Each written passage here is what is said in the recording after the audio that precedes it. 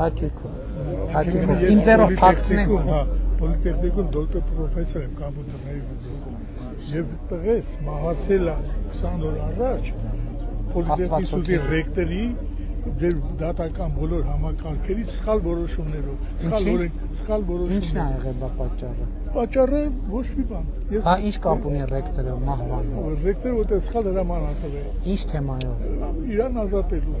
Եվ դրանց հետո դիմել ենք Արվաչի ատյան, վերաքննիչեն բոլորը սխալ բաներ են գրել։ Եվ այդ բոլոր նյութերը։ Ինչ եք ակնկալում, որ ես անեմ։ Ես ակնկալում եմ, որ դուք այդ դատավորներին բոլորին պատժեք։ Եվ ես այդ բոլորը մանրամասն ուղարկել եմ փաթեթով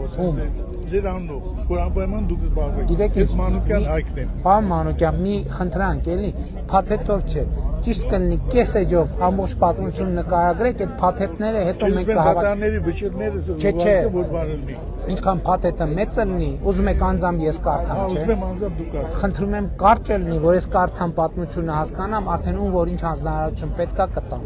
Որ մեծ եղավ։ Դե Աստված հոգին լուսավորի դրա համար։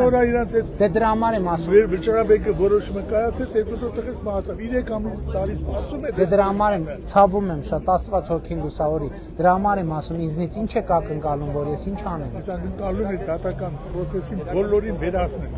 Դե խնդրում եմ, խնդիրը